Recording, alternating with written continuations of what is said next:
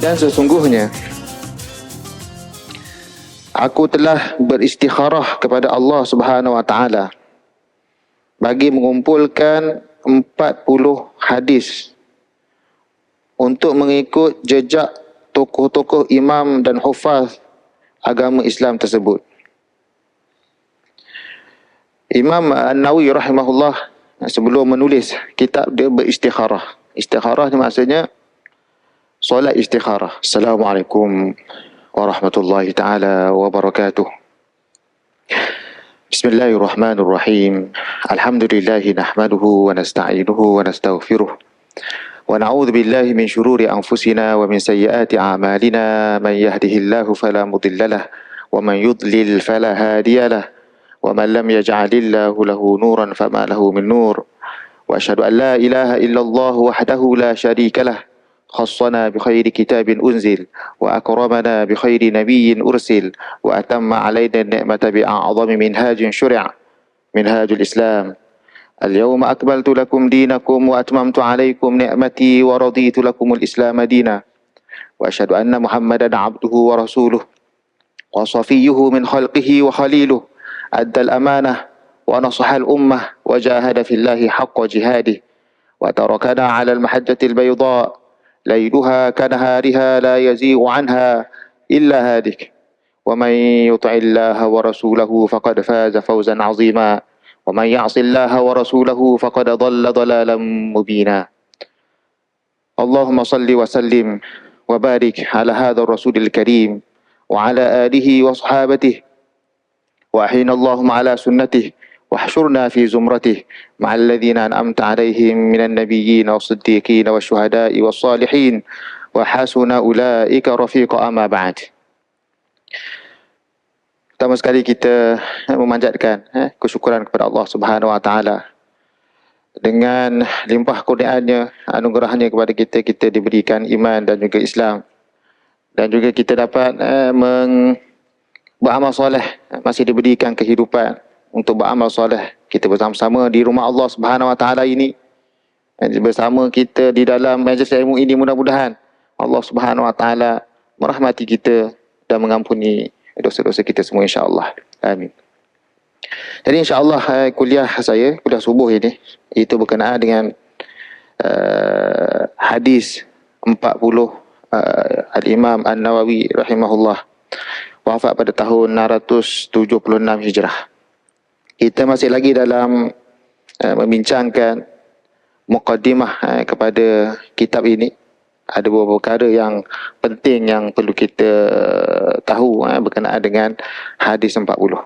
InsyaAllah jadi kita sambung berkenaan dengan muqaddimah ini. Qala al-musannif rahimahullah,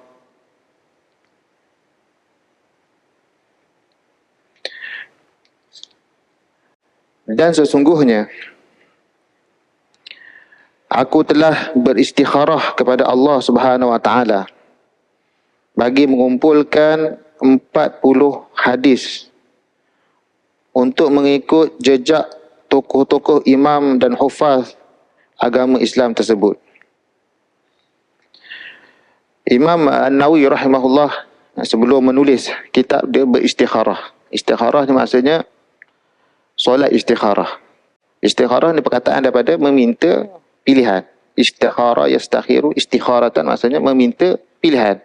Meminta pilihan daripada siapa? Daripada Allah Subhanahu wa taala. Maksudnya di solat istikharah itu supaya Allah memilih kebaikan untuknya. Allahumma inni astakhiruka bi ilmik wa astaqdiruka bi qudratik wa as'aluka min fadlikal azim. Itu doa istikharah. Minta dengan Allah Subhanahu wa taala, jika baik kurniakan kepada aku, berkatilah aku. Jika buruk, jauhkan daripada aku. Berikan perkara yang baik untuk aku dan tukarkan kepada perkara yang baik. Jadi itu doa dalam doa istikharah, kita meminta Allah Subhanahu wa taala memilih kita untuk kita. Tak kira apa yang kemaslahatan untuk kita di dunia dan juga akhirat. Begitulah amalan para salafus salih, para ulama. Terutamanya Imam Nawawi menyebutkan bahawa nak tulis kitab pun minta pilihan. Walaupun kita tahu menulis kitab ini, menulis hadis pula Nabi SAW, sudah pasti adalah kebaikan. Tetapi pilihan itu Allah Subhanahu wa taala yang yang mengetahui. Maka dia beristikharah pada Allah Subhanahu Wa Taala. Bahkan bukan sahaja Imam Nawawi menulis kitab ni melakukan solat istikharah. Bahkan para ulama seperti Imam Al-Bukhari wafat pada tahun 256 Hijrah. Bila ingin menulis kitab Sahih Al-Bukhari, terkenal yang kitab Sahih Al-Bukhari, beliau istikharah kepada Allah Ta'ala nak meletakkan hadis-hadis di dalam itu, solat 2 rakaat sebelum meletakkan hadis. Begitulah para ulama. Begitu mereka ini terikat hati mereka dengan Allah Subhanahu Wa Taala. Iman mereka kepada Allah Subhanahu Wa Taala. Sentiasa berhubung hati mereka dengan Allah Subhanahu Wa Taala. Begitulah hidup kita seharian. Apa sahaja yang kita mahu, kita memohon kepada Allah Subhanahu Wa Taala. Walaupun sekecil-kecil perkara.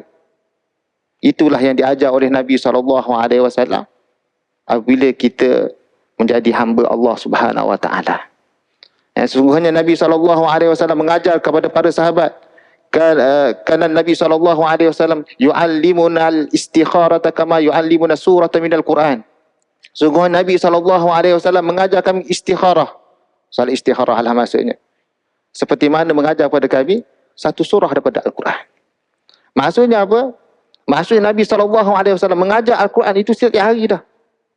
Itulah asas Islam. Al-Quran itulah kalamullah yang diajar oleh Nabi SAW, dibaca setiap hari, diulang-ulang setiap hari, yang ditadaruskan setiap hari. Seperti mana diajarkan Al-Quran itu, seperti itu juga diajarkan solat istikharah kepada para sahabat. Betapa pentingnya solat istikharah dalam kehidupan kita. Maka kita kena solat istikharah. Kita nak mengundi hari ini. Hari ini kita nak mengundi. Solat istikharah dulu. Jangan lupa solat istikharah. Kerana yang memilih kebaikan untuk kita adalah Allah Subhanahu Wa Taala. Kita tak tahu. Memanglah kita pangkah tu kita yang pangkah. Tapi yang menentukan kebaikan itu Allah Subhanahu Wa Taala. Maka solat istikharah. Sebab apa? Yang menentu, yang mengetahui yang baik dan buruk itu Allah Subhanahu Wa Taala. Maka kita buat begitu. Kita nak musafir, contohnya kita ada kerja tempat lain, ataupun kita ada satu perkara di tempat lain, nak berjalan. Sebelum kita bermusafir, solat istikharah dulu. Begitulah kehidupan kita seterusnya.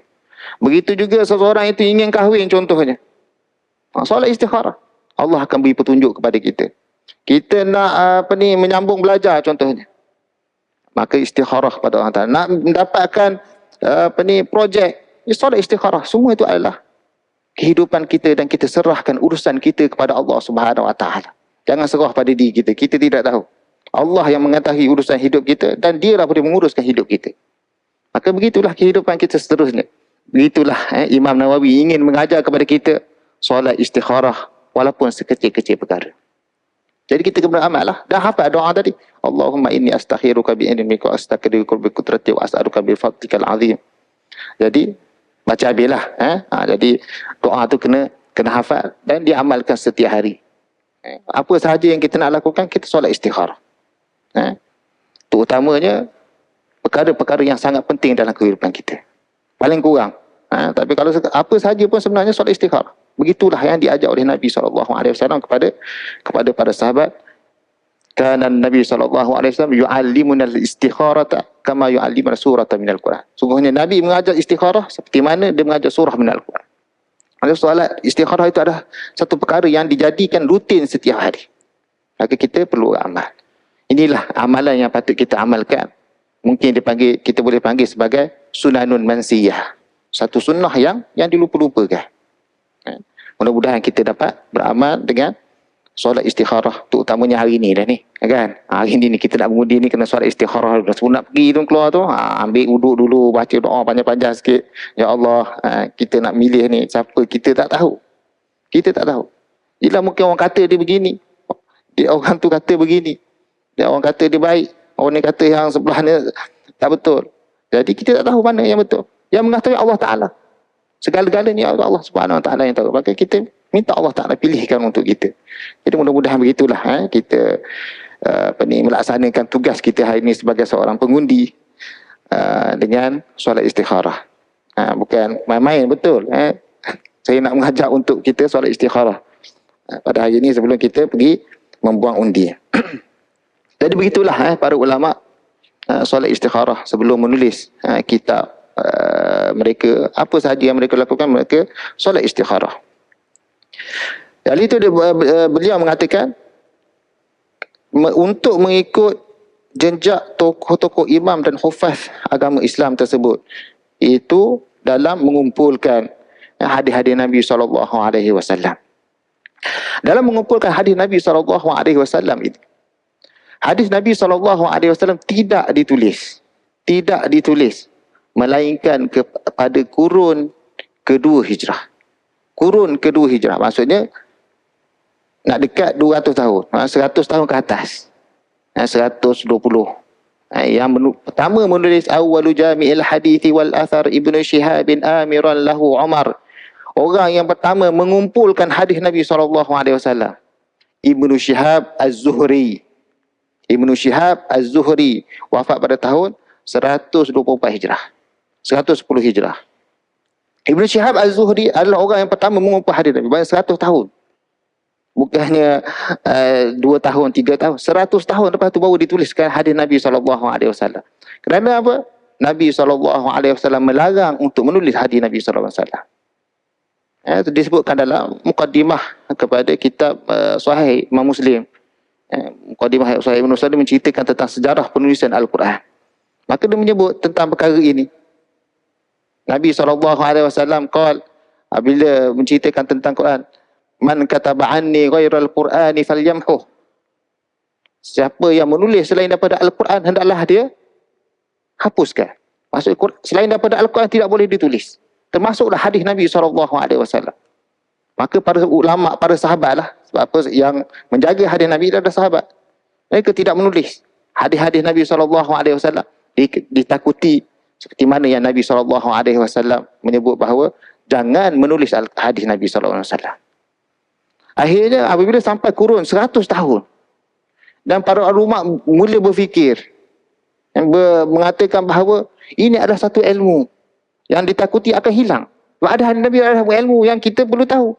Kalau tidak ditulis, maka hilanglah ilmu tersebut. Maka oleh itu kata awwalu jami'il hadithi wal athar Ibni Syihab bin amiran lahu Umar. Siapa Umar tu? Umar ibn Abdul Aziz. Umar adalah khalifah pada ketika itu. Umar kata kepada ulama pada ketika itu, dia kata apa? Fa inni khiftu durusal ilmi wa dhahabil ulama. Sungguhnya aku takut akan hilangnya ilmu itu, durusal ilm wa dhahabal ulama, dan pemergian para ulama. Durusal ilm maksudnya apa dia? Pemergian ilmu, maksudnya hilangnya ilmu sebab apa? Hadis-hadis Nabi lah. Kita menceritakan tentang Islam, agama Islam ni. Ilmu dapat daripada mana? Hadis Nabi SAW. Waktu itu para ulama bila menulis kitab Taqyidul Ilmi, Al-Khatib Al-Baghdadi bila tulis kitab nama dia Taqyidul Ilmu, mengikat ilmu. Ilmu yang dimaksudkan adalah apa? Hadis Nabi SAW. Sahabat tidak ada ilmu melainkan hadis Nabi SAW. Kita dapat ilmu daripada Nabi, daripada Quran. Maka menulis itu adalah daripada Al-Quran. Maka Umar bin Al-Aziz kata, sesungguhnya aku takut ilmu ni akan hilang. Akan habis. Maksudnya hilang. 100 tahun tak ditulis. Siapa yang boleh mengingat sampai 100 tahun? Generasi mana boleh ingat sampai 100 tahun? Dah berapa generasi sahabat selepas itu? Sahabat kecilnya, tabi'in besar, tabi'in kecil. Semua tu nak mengingat. Berapa generasi yang akan mengingat 100 tahun? Jadi oleh itu ditakut hilang ilmu itu. Durusal ilm, ditakut. Wa dhahabal ulama, ulama pergi. Apa ulama pergi hilang? Dalam satu hadis yang disebut dalam Sahih Bukhari, innallaha la yakbitul ilma intiza'a walakin yakbitul ilma biqabdil ulama. Sungguhnya ilmu itu tidak dicabut. Innallaha la yakbitul ilm. Sungguhnya Allah Subhanahu tidak mengangkat ilmu itu, tidak mencabut ilmu itu daripada hati kalian. Allah tak cabut hati. Kita ada ilmu, Allah tak cabut daripada hati kita, hilang ilmu itu. Innallaha la yakbitul ilma intiza'an. Allah tak cabut macam tu. Walakin biqabdil ulama, tetapi dengan mematikan para ulama. Habis ulama, habis. Ilmu tak habis. Apa ilmu tu pada dada mereka? Innamal ilmu fi sudurir rijal, kata Al-Imam Asy-Syatibi rahimahullah. Sungguhnya ilmu ni pada hati-hati, dada-dada para ulama itu. Sudurir rijal. Dia menghafal, dialah yang memahami hadis. Dialah memahami ilmu. Maka sungguhnya inna mafatihu fi biaidir rijal. Sungguhnya nak memahami apa-apa dalam Islam ini, maka perlu pada para ulama ini. Tak boleh kita dengar baca Al-Quran, baca hadis kita keluarkan hukum agama. Tidak boleh. Sebab apa? Kuncinya ada pada para ulama. Maka hilangnya para ulama ni, maka hilanglah ilmu. Oleh itu oleh itu Khalifah Umar bin Abdul Aziz takut ilmu takkan hilang. Kerana apa? Pemergian para ulama wafat. Para tabi'in dah berapa tahu dah. Sahabat dah tak ada dah.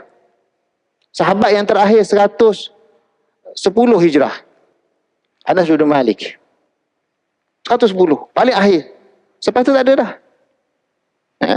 Jadi ulama bila tak ada ni para sahabat, tinggallah tabi'in. Jadi siapa yang akan membawa ilmu tersebut?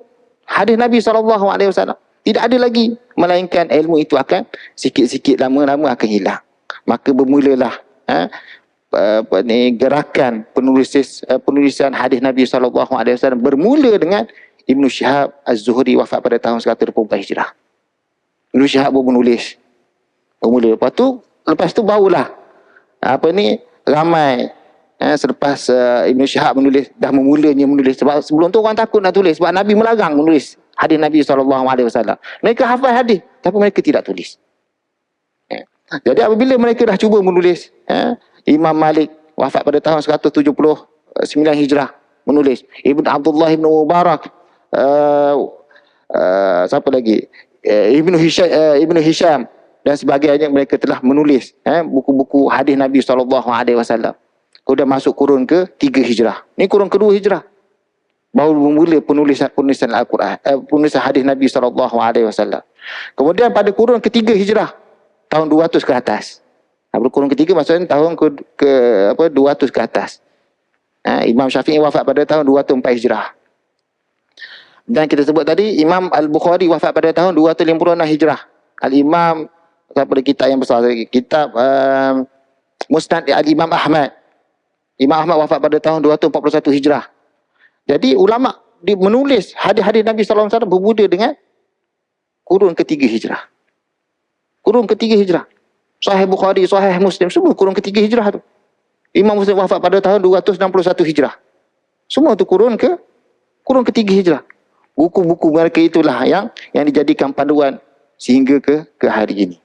Kita lihat buku-buku itu ada pada hari ini. Sampai ke hari inilah kita baca. Yang kita baca ni pun diambil daripada kitab-kitab tersebut. Jadi inilah penulisan Al-Quran itu bermula pada ketika itu. Dan selepas itu bermulalah gerakan dalam penulisan hadis Nabi SAW. Bentuk-bentuk dalam penulisan hadis Nabi SAW bermacam-macam bentuk. Dia bukan satu bentuk dia.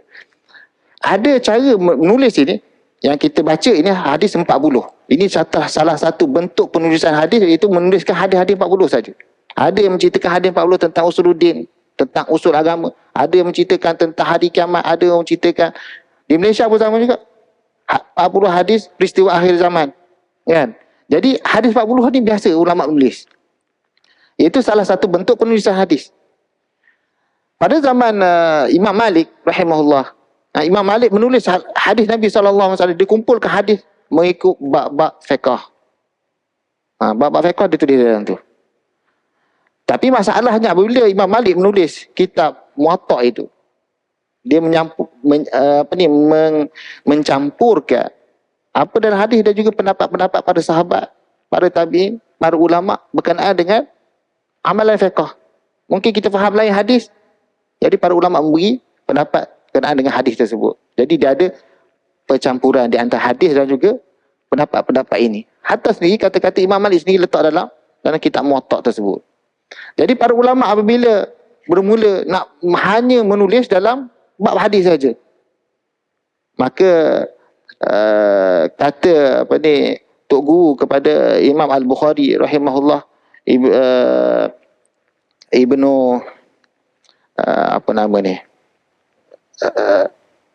siapa nama Rahwiyah, Ibnu Rahwiyah. Dia boleh sebut Rahawai ataupun sebenarnya dia sebut Rahwiyah, Sibawai. Dia nama-nama para ulama. Ibnu Rahwiyah ini dia berkata, sesungguhnya kalaulah aku dapat melihat ada orang mengumpulkan hadis-hadis Nabi SAW, meringkaskan hadis-hadis Nabi SAW yang sahih, dijadikan sebagai rujukan untuk kita, maka Imam Bukhari rahimahullah terdetik dalam hati dia untuk menuliskan hadis-hadis Nabi SAW, hanya hadis-hadis Nabi SAW. Maka beliau mula menulis. Oleh itu Imam Al-Bukhari menulis hadis mengikut bab-bab tertentu. Mengikut pertama ditulis dalam bab Kitabul Iman, kemudian cerita tentang berkenaan dengan rukun, bab taharah, solat dan sebagainya, sehinggalah menceritakan bab tafsir dan sebagainya lah, mengikut bab-bab tertentu. Kalau masa zaman Imam Malik menceritakan bab-bab fiqh saja, tapi sekarang dia menceritakan semua bab dalam satu kitab tersebut dan mengumpulkan hadis-hadis yang sahih, yang ringkas, mukhtasar. Oleh itu nama kitab Sahih Bukhari Al-Jami'us Sahih Al-Mukhtasar min Umuri Rasulillah sallallahu alaihi wasallam wa sunanihi wa ayyamih. Itu nama kitab Sahih Bukhari. Kita tahu dengar nama Sahih Bukhari je, tapi nama kitab tu Al-Jami'us Sahih Al-Mukhtasar min Umuri Rasulillah sallallahu alaihi wasallam wa sunanihi wa ayyamih. Al-Jami'us Sahih iaitu buku yang dikumpulkan hadis-hadis sahih. Al-Jami'us Sahih Al-Musnad Al-Mukhtasar yang ringkas min umuri Rasulillah sallallahu alaihi wasallam, daripada urusan-urusan Nabi sallallahu alaihi wasallam, wa sunanihi dan sunnah-sunnahnya, wa ayyamih dan hari-harinya. Dalam kitab tu ditulis, maksud dikumpulkan hadis-hadis sahih. Maka Imam Bukhari mulalah menulis. Nak menulis pun baca solat istikharah dulu. Dia sebut aku solat istikharah. Setiap kali aku solat dua rakaat aku baru letak hadis. Setiap kali nak tulis hadis tu, nak letak hadis pun solat istikharah. Kita tak ada dah. Kita tak ada banyak sangat kerja ni ustaz. Kita sikit-sikit sudahlah. Itu amalan kita. Ulama macam tu, salafus soleh macam tu. Kita nak beramal seperti salafus soleh. Jadi kita kena beramal macam tu. Jangan pula kita kata rajin sangat. Kita bukan dah perlu islami sangat, dia kata. Kita bukan macam tu. Islam ni macam tu. Islam adalah segala-gala kita dengan Allah Subhanahu Wa Taala, adalah segala-gala. Kena ikatkan hati kita dengan Allah Subhanahu Wa Taala. Mereka tidak terlerai daripada mengingat Allah Subhanahu Wa Taala dan sentiasa dengan Allah Taala. Kemudian Sahih Bukhari. Apabila Sahih Bukhari tulis, Imam Muslim pun menulis, dan seterusnya ulama lain, Imam Tirmizi, maka dipanggil kitab-kitab itu yang kita baca, biasa kita dengar, yang kita jadikan rujukan, dipanggil Ummahatul Kutubil Hadis. Ibu-ibu buku-buku hadis Nabi SAW, iaitu di antaranya Sahih Bukhari, Sahih Muslim, Sunan Abi Daud, Sunan At-Tirmizi, Sunan Nasa'i, Sunan Ibn Majah. Itu 5. Maka ditambahkan lagi Imam Ahmad, kitab Darqutni dan sebagainya. Tapi yang 5 itu ataupun 6 ini adalah kitab-kitab yang dijadikan rujukan. Apa sudah cukup dah, apa yang ada mereka tulis tu dah cukup dah. Nak rujuk yang lain boleh, tapi kebanyakan semua dah ada dalam kitab tersebut. Maka ulama pun cukupkan dengan kitab yang 6 ni ataupun 5 yang saya sebut tadi tu, itulah sebagai rujukan. Yang 5 maksudnya saya sebut satu-satu supaya kita tahulah. Sahih Bukhari, Sahih Muslim, Sunan Abu Daud, Sunan At-Tirmizi, Sunan An-Nasa'i 5, Sunan Ibnu Majah yang ke-6. Maka ditambah pada ulama, tambah kita Musnad Imam Ahmad. Itu dah tambah lain. Biasanya Musnad Imam Ahmad ni diperpori oleh ulama-ulama selepas itu, mutaakhirin, seperti Ibnu Taimiyah menjadikan Musnad Imam Ahmad sebagai salah satu kitab yang perlu dirujuk. Tapi masalah kitab Musnad Imam Ahmad adalah penulisan hadis yang cara yang payah kita nak mencari hadis. Sebab dia namakan kitab dia apa? Musnad. Kitab Musnad ni tidak seperti minta kitab Sahih Bukhari ini. Sahih Bukhari dia sudah bab solat, bab solat jenazah contohnya. Jadi bab-bab itu, kitab-kitab itu, kitabus solat, kitabuz zakah, kitab-kitab tu dia letakkan dalam buku. Mudah kita faham. Kitab Musnad ini dinamakan Musnad. Apa maksud Musnad? Musnad adalah jalur. Sanad itu maksudnya jalur. Maksud hadis itu ditulis mengikut jalur-jalur itu. Maka bermulakan jalur itu dengan jalur Musnad Abi Bakar radhiyallahu anhu. Khalifah yang pertama Abu Bakar. Musnad Abi Bakar. Musnad Abu Bakar ni maka ditulis semua hadis Sayyidina Abu Bakar radhiyallahu anhu. Kita tak tahu apa yang dicerita, dia campur kat situ semua. Jadi payah kita nak cari. Kalau kita nak cerita tentang tafsir, terpaksa cari semua sekali. Ada tak dalam kitab Musnad Abu Bakar? Jadi dia payah. Itu Musnad, kitab Musnad ni macam tu. Tapi kitab Musnad Imam Ahmad dia besar. 30 jilid. Besar. Imam Ahmad tulis kitab Musnad tu bukan sebarangan kitab. Orang zaman sekarang tak boleh kita tulis kitab macam tu. 30 jilid. Besar kitab Musnad Ahmad. Jadi Musnad Imam Ahmad dia macam-macam lah. Kemudian dia tulis dalam buku tersebut lah. Musnad Imam besar. Ada Musnad Abu Bakar, Musnad Omar, Musnad Osman. Maka dia seterusnya sampai habis. Maksudnya dia mengikut nama-nama orang. Apabila dia mengikut nama orang ni, hadis-hadis itu bercampur. Dia bukan satu topik, dia bermacam-macam topik. Musnad Abi Hurairah radhiyallahu anhu, maka macam topik dah ada. Jadi kita nak mencari topik yang kita nak cari sebagai kita nak jadikan sebagai perbahasan apa-apa masalah kita, senang susah nak cari. Adapun kitab yang kita sebut tadi, yang 5 kita sebut tadi ataupun 6 kita sebut, dia dah mengikut bab-bab tertentu dan kita mudah untuk cari tentang perkara tersebut. Itu di antara cara penulisan hadis Nabi SAW. Kemudian ditulis macam-macam bentuk lah penulisan hadis, di antaranya ajza'ul hadis, maksudnya dia ambil juzuk-juzuk hadis. Ada yang dia ambil contohnya kitab hadis yang tidak ada dalam Sahih Bukhari, Muslim. Sahih Bukhari ni ada kitab paling sahih selepas Al-Quran dan hadis. Selepas Quran, kitab yang paling sahih adalah Sahih Bukhari dan juga Sahih Muslim. Jadi para ulama dia kata sahih ni, hadis sahih sebenarnya banyak, tapi dalam kitab Sahih Bukhari dan Muslim ni tak terlalu banyak. Ada berapa ribu je. Dalam Sahih Bukhari ada 2,000 tanpa berulang, 2,000. Muslim begitu juga, tanpa berulang 2,000 hadis. 2,000 hadis berapa sangat je nak cerita hadis. Kata Imam Bukhari, kata sungguhnya aku menghafal hadis sahih ni 100,000. Mana lagi yang 190, kalau 2,000, 98,000 lagi tu mana? Maka para ulama kata kita cari. Maka para ulama selepas itu seperti Al-Hakim, maka dia tulis nama kita Al-Mustadrak Al-Sahihain. Mustadrak mencari hadis-hadis yang sahih seperti mana yang dibuat oleh Imam Bukhari dan Muslim untuk diletak dalam kitab tersebut, Al-Mustadrak. Oleh itu dipanggil Mustadrak. Mustadraknya hadis yang dia cari balik. Istidrak ni dia capai hadis yang tidak disebut dalam Sahih Bukhari dan Muslim tapi dikeluarkan. Macam mana cara dia? Jalur-jalur yang ada dalam Sahih Bukhari itu, begitulah diriwayatkan dengan jalur tersebut. Bukan direka. Yang di jalur dia ada, dia belajar dengan guru dia, jalur yang dia dapat itu daripada Sahih Bukhari dan Sahih digunakan dan diletak dalam kitab dia. Maka hadis itu diriwayatkan daripada Bukhari mengikut cara yang disyaratkan oleh Imam Bukhari dan juga Muslim. Maka kemungkinan hadis itu boleh jadi hadis sahih. Dan kemungkinan hadis itu hadis yang dhaif. Oleh itu para ulama apabila dia menulis ni, dia mengikut macam mana kan. Kemudian ada kitab lagi Al-Mustakhrajat dan macam-macam, saya tak nak sebut banyak sebab apa, perkara ni perlu rujuk dalam bidang ahli hadis lah.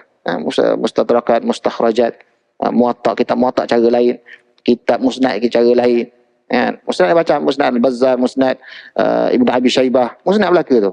Jadi Musnad ni mengikut jalur-jalur. Nak tahu hadis itu seseorang, hadis seseorang, maka tengok buku Musnad, senang jumpa. Hadis Abu Bakar ni hadis buat Sayyidina Abu Bakar radhiyallahu anhu. Jadi mudah kita merujukkan hadis-hadis tersebut. Tapi kalau kita lihat pada zaman sekarang, kita ada lagi mudah. Kita ada komputer, tekan kita keluar terus. Kan lagi senang. Tapi sebelum ada di komputer ni, ulama telah buat untuk menjadikan sebagai penerujukan mereka. Nak tahu hadis ini macam mana. Maka dibuat buku. Di antara kitab yang ditulis adalah Al-Jami'us Shaghir. Al-Jami'us Shaghir ni kitab ditulis oleh oleh Al-Imam As-Sayuti. Dia kumpul semua hadis. Mata-mata hadis itu dikeluarkan tanpa meletakkan jalurnya. Jalur yang dimaksudkan jalur adalah fulan bin fulan bin fulan daripada fulan tu dibuang, dia ambil hadis ayat yang pertama tu. Tu dia. Tak awal tu. Hadis yang pertama tu, maka dia letak dalam tu, maka hadis ni datang daripada banding. Maka dia disusun mengikut begitu. Maka senanglah kita nak cari hadis. Hadis ad-dinun nasihah, maka cari ad-din, mana ad-din ada, kita jumpa ad-dinun nasihah. Okey, siapa dia buat hadis ni? Ada tulis. Kan? Jadi senang nak mencari hadis. Al-Jami'us Shaghir. Kan? Kemudian sebenarnya ada yang bagus lagi adalah penyusunan hadis ini, maksud dia buat satu indeks. Kita panggil indeks. Indeks hadis ini dibuat oleh sekumpulan orientalis. Orientalis ada juga jasa kepada orang Islam ni. Sebab dia nak mengkaji dan nak merosakkan Islam, dia baca buku Islam, dia baca buku hadis. Maka dia kumpulkan. Maka dia buat indeks. Contohnya indeks apa? Contohnya hadis. Kita sebut tadi ad-dinun nasihah. Perkataan an-nasihah. Maka kat mana dalam hadis-hadis yang kutub sittah tadi, ibu-ibu buku tadi yang 6 tadi, ada perkataan nasihat, maka akan tulis itu. Nasihat, hadis ini dalam Sahih Bukhari, hadis ini dalam Sahih Muslim. Tapi silah dia tak belajar hadis. Sebab Bukhari dia bukan letakkan hadis itu sebagai hadis. Walaupun Imam Bukhari tu pula tulis macam mana? Babu qaulin Nabi sallallahu alaihi wasallam ad-dinun nasihah. Dia tidak anggap itu adalah hadis. Tidak anggap. Dia kata qaulun Nabi sallallahu alaihi wasallam. Dia kira hadis itu tidak cukup syarat bagi dia. Walaupun dia sebut qaulun Nabi sallallahu alaihi wasallam. Oleh itu kita boleh ambil hadis dikatakan daripada Bukhari. Tapi dia tulis dalam kitab tersebut yang ditulis oleh oleh golongan orientalis ini, sekumpulan ahli orientalis ni, dia tulis hadis ini ada dalam Sahih Bukhari. Baguslah kita tahu ada dalam Sahih Bukhari. Tapi hadis itu tidak diangkat sebagai hadis lah, sebab dia tidak ada dengan jalurnya sekali. Dan Sahih Muslim, dia ada dalam Sahih Muslim. Ad-Dinun Nasihat ada dalam Sahih Muslim. Maka dia tulis macam tu. Maka kita jumpa lah hadis-hadis. Senang kita, dia panggil indeks. Sebelum adanya kita ni ada komputer. Macam tu. Jadi itulah beberapa seberringkas saya menceritakan tentang buku-buku hadis Nabi SAW. Maka para ulama mengikut cara tersebut, dan Imam Nawawi wafat pada tahun 676 Hijrah. Kan? Imam Bukhari wafat pada tahun 251 Hijrah, 256 Hijrah. Maksudnya pada kurun ketiga Hijrah. Ni kurun ke 7 Hijrah. Bayangkan 7 Hijrah dia buat lagi buku tentang hadis Nabi SAW. Dan Imam Nawawi banyak menulis buku tentang hadis Nabi, dia buat dalam bentuk yang baru. Contohnya kita Al-Adhkar, zikir-zikir Nabi SAW. Dia kumpulkan zikir-zikir daripada Nabi SAW. Dan buku zikir-zikir hadis, zikir-zikir Nabi SAW ni banyak. Sepertinya Ibn Sindi. Ibn Sindi tulis kitab Amalul Yaumi wal Lailah. Amalan harian, pagi dan malam. Ibn Sindi tulis. Kan? Kitab Imam Al-Baihaqi. Kan? Tulis Amalul Yaumi wal Lailah. Jadi para ulama menulis kitab zikir-zikir sepanjang hari. Imam Nawawi pun kumpul Al-Adhkar. Begitulah mereka mengikut para salafus salih dalam menulis hadis Nabi SAW. Kemudian kita lihat Imam Nawawi tulis kitab dalam Riyadhus Salihin. Hadis-hadis Nabi SAW menceritakan tentang akhlak-akhlak yang disebutkan dalam hadis Nabi SAW. Dikumpulkan hadis-hadis itu, diletak kat situ. Begitulah para ulama mengumpulkan hadis. Belum lagi kita menceritakan tentang perawi-perawi hadis. Perawi hadis dia ada buku khas. Dia panggil kamus orang. Biografi, cerita pasal orang. Orang apa? Perawi itulah. Adakah orang ni boleh terima hadis dia ataupun tidak, ada cerita. Ada dalam buku tersebut. Maka antara kitab yang menceritakan tentang perawi-perawi ini, perawi kutub hadis atau ibu-ibu buku-buku ibu hadis Nabi SAW yang 6 ini, maka dipanggil sebagai kitab Al-Kamil. Pertama Kamil oleh Mizzi. Imam Al-Mizzi tulis pada kurun ke-7, 600 Hijrah dia wafat. Kurun ke-7 lah. Dia tulis Al-Kamil, maksud menceritakan perawi-perawi tersebut. Kemudian ditulis oleh Imam Az-Zahabi. Imam Zahabi tulis tentang perawi-perawi itu, tambah lagi. Kan? Dia panggil Tahdzibul Kamal. Kemudian ditulis Imam Imam Ibn Hajar wafat pada kurun ke-9 Hijrah, 856 Hijrah. Dia menulis perawi-perawi, dia tambah lagi Tahdzibut Tahdzib. Kemudian dia ringkas pula Takribut Tahdzib. Semua tu para ulama. Juhud, usaha yang dibawa oleh para ulama hadis begitu mengagumkan, terlalu hebat dalam menyediakan ilmu-ilmu tersebut bagi memastikan agama Islam itu terjaga di sisi para ulama, di sisi untuk menjaga agama Allah Subhanahu Wa Taala ini. Ilmu yang tak pernah dibuat oleh manusia, dibuat oleh orang Islam. Mana ada zaman dulu mana cerita pasal biografi orang, jalur satu-satu, bukannya cerita sikit-sikit, satu-satu. Itulah kehebatan para ulama Islam. Mencari satu hadis walaupun jauh beratus-ribu batu, mencari hadis.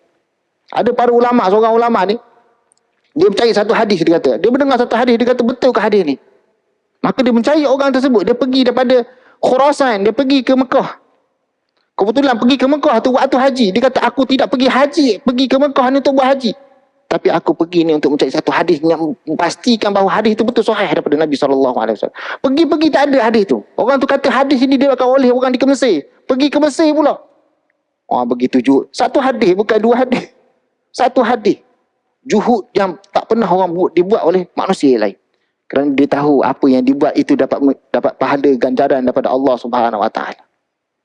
Kalau kita lihatlah bagaimana juhud mereka ini, kita kata kita ni tidak buat apa terhadap agama Allah SWT. Tak ada berkhidmat untuk agama Allah Ta'ala. Mereka telah berkhidmat. Walaupun tidak ada transportation macam kita ada kapal terbang, kita ada kapal canggih-canggih. Dia orang tak ada.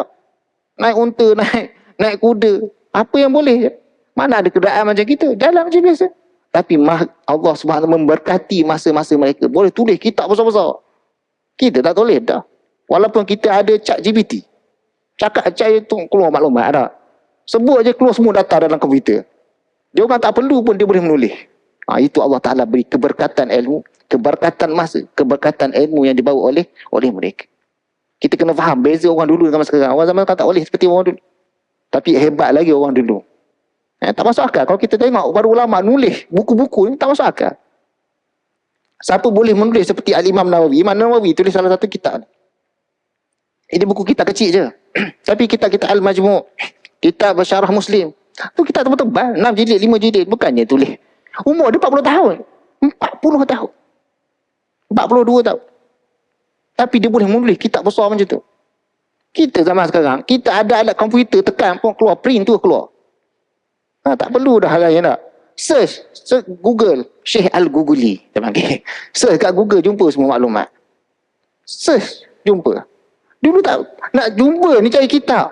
Kitab ni, zaman dulu mana ada print tu. Cara menulis orang dulu, dia macam mana cara dia tulis? Seorang tu pegang buku, seorang tolong baca, tulis. Dia tulis balik naskah. Sama ada dia baca, dia tulis, ataupun dia ambil naskah yang dia ada, dia tulis balik. Bukan printer. Kita ni print satu-satu senang. Ni tak, dia tulis balik, salin balik. Orang itu dia panggil penulis buku. Bukan senang. Tapi kita ni alhamdulillah, Allah Ta'ala berikan kemudahan. Tapi kita tidak menggunakan kemudahan itu untuk agama Allah Subhanahu Wa Ta'ala. Maka Allah menjadikan kita ni umat yang mundur. Umat mundur. Dulu umat hebat. Hadarah Islamiah adalah hadarah yang begitu hebat. Boleh mencipta berbagai-bagai perkara. Jadi kita kena kembali kepada Allah Ta'ala. Mesti mengikatkan apa yang kita buat adalah untuk berkhidmat dengan Allah, berkhidmat kepada agama Allah Subhanahu Wa Ta'ala. Maka Allah berkati. Jadi saya rasa setakat itu saja. Dah ada tujuh suku dah ni. Nak pergi mengundi pula hari ni. Kan? Nak makan-makan dulu, relax, tenang-tenang hati dulu. Kan? Kita boleh mengundi. InsyaAllah, jangan takut. Saya benarkan untuk pergi mengundi. Tapi jangan lupa kita solat istikharah. Jadi itulah. InsyaAllah saya akan sambung lagi. Sebenarnya nak saya cerita tentang hadis dhaif. Bagaimana kita nak beramal dengan hadis dhaif seperti mana yang disebutkan oleh Imam Nawawi, tapi saya tak sebut dah. Jangan takut. Saya nak beritahu. InsyaAllah pada masa kuliah akan datang saya akan ceritakan tentang beramal dengan hadis dhaif seperti mana yang Imam Nawawi sebutkan di bawah ni. InsyaAllah. Jadi insyaAllah kita bertemu pada masa akan datang. Subhanakallahumma wa bihamdik. Nashhadu an la ilaha illa anta wa nastaghfiruka wa natubu ilaih. Walhamdulillahi rabbil alamin. Wassalamualaikum warahmatullahi ta'ala wabarakatuh.